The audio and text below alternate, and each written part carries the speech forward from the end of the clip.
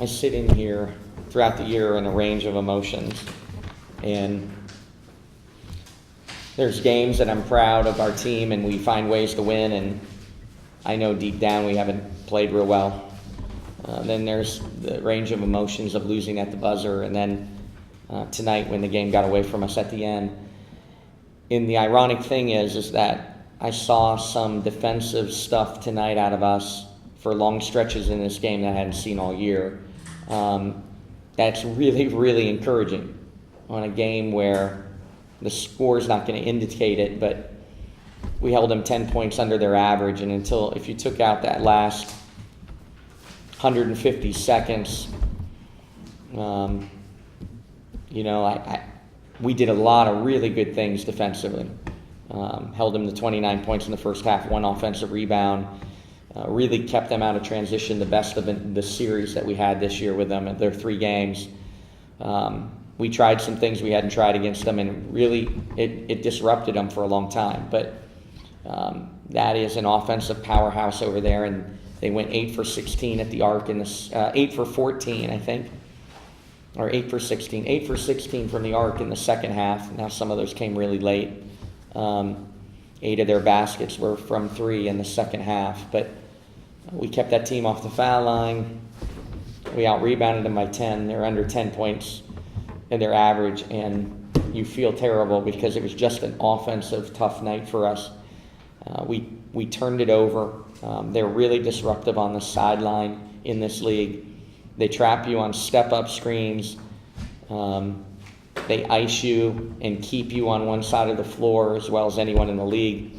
And if you play out of that, you can get actions.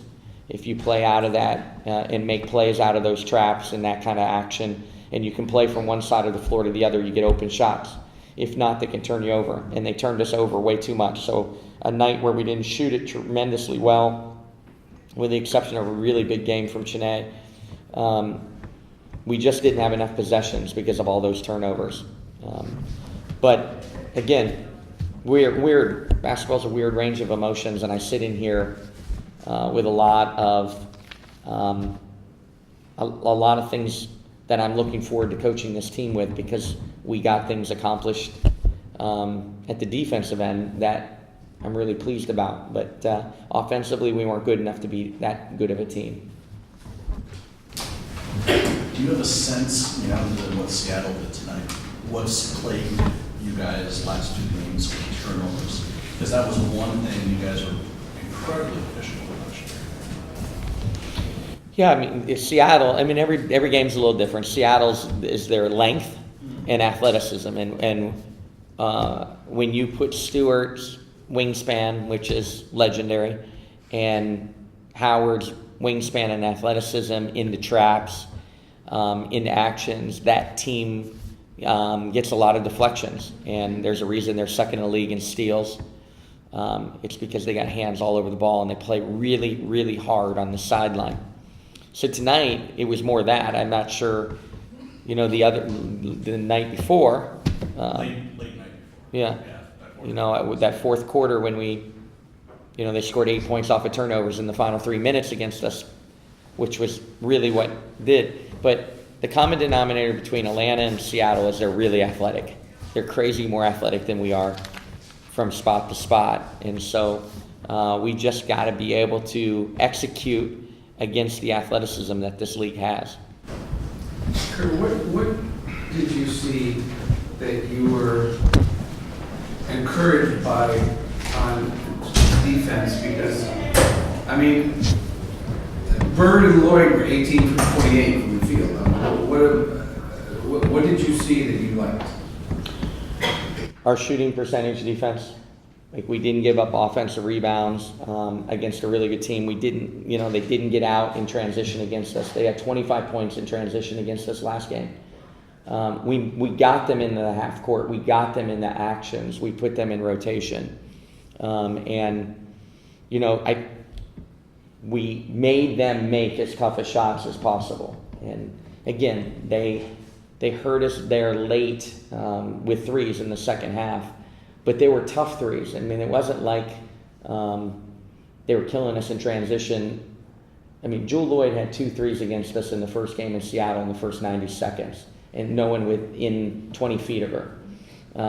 She made tough shots tonight. Sammy Whitcomb's 3 was incredibly tough. Some of those threes come off offensive rebounds. You know, the few that we gave up came off offensive rebounds, and those are hard to defend.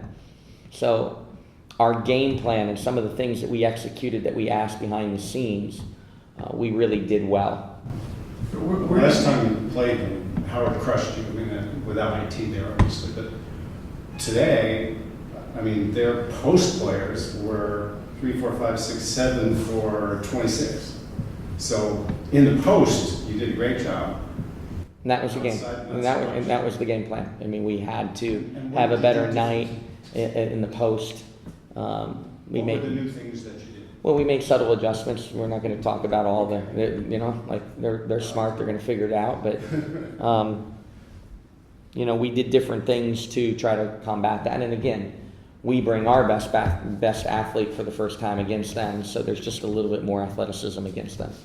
Can you just talk about, you know, where do you go from here now? You have to get on a plane and then try to go guard somebody Sunday who scored 100 points in the last 2 days, you know, in the last two games. You know, they're probably a little bit down. You know, how do you get them out of this?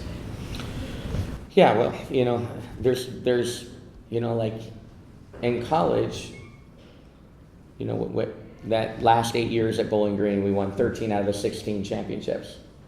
But you could always build in, you know, the Austin Peas and, you know, the OBC team or the MEAC team when you need it. They're not coming. I can look at the schedule as much as I can, and we're not playing Savannah State ever at this level. And so, you know, we know what this is all about. So every night you go from an Olympian to an Olympian. So you go from Stewart, who's in MVP consideration, to multiple All-Stars, you know, to the best puppet master that this game's ever seen in Sue. And now you go to Liz, who's another MVP candidate, and Skylar, who plays with a confidence leading that team in a swagger that very few do in this league.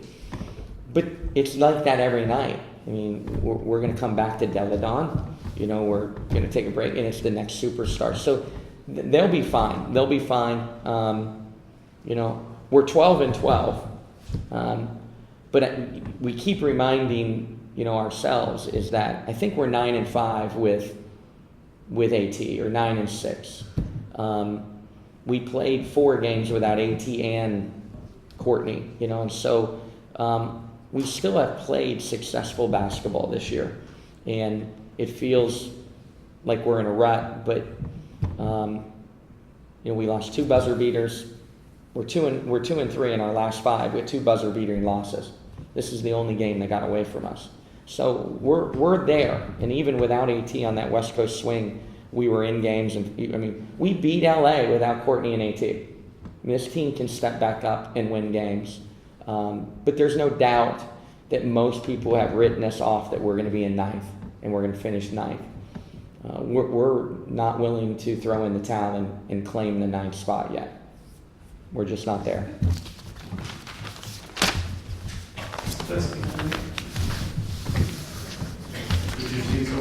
On like that? You know, they have weapons everywhere. Clark's having a great year. You have to respect her shooting, and she is just as tough as there is. So, yeah, I haven't been in the league very long, but it didn't take me long to hear from coaches around the league is that one of the reasons we were good last year is they felt like we had 5 people on the floor that could always score and space you, while AT was the one attacking. They have 5 people on the floor that can space you and attack you. They have 2 post players that can score in all 3 levels, arc, off the dribble, and in the post. And when Loyd, Bird, and Clark shoot the percentages that they're shooting this year, they're an unbelievably talented offensive team. So I think every team in this league is really, really dangerous. But they put 5 people on the floor constantly that challenge you. You have a lot of home coming up. I mean, the end of the season, you're mostly at home. So far, that hasn't worked out so well in the last 5 games. Is there a way to take advantage of that? I mean, how much that means. You know, Well, our in crowd. this league, Yeah, I can't express how great it was, our crowd tonight. Our crowd was fantastic. And, you know, that's always momentum building. That's always gives you something a little extra. And it's, you know, it's amazing. I watched the hot team on TV last night and felt like if I watched long enough, I could count every single person in the building. It's impressive that the crowd that we have, and we need them. We need them. And again, anything can happen in this league. There's so much parity. We all know what's happened to 3 and 4 seeds the last 2 and 3 years in this playoff system. It has not been a bad thing to be 5 through 8. And so the hardest thing is not to be 9 through 12 when it's a really, really good year and a lot of parity. So we're 1 game up on Vegas, and we know that they have a generous schedule on the way home. So we've got some work ahead of us. You've been playing Chiney and JJ a lot more together recently. What influenced you to make that change? Yeah, it's interesting that you say that because every reporter asked me before the game because we didn't play them together hardly at all 2 nights ago. So tonight, you know, we went big at times when they started trying to post up our smaller guards with Clark. So we felt like we needed to go big. When we went into a scoring drought, I wondered if the big lineup could get us back pounding the ball in the paint, getting the ball into the paint different ways. And let JJ be the spacer and still try to get points around the paint with Chiney and AT. Again, it's matchups. You know, it's just AT can guard so many different positions, gives you the luxury of playing different ways. But you know, it's hard. It's hard at times because JJ was so good around the basket last game, but now Chiney was good around the basket this game. So you know, it's constantly puzzle pieces for us to try to put everybody in position to be successful. And we just didn't get enough shots tonight with our turnovers. We didn't shoot it real well. That's a deadly combination when you don't have enough possessions and you don't shoot it real well.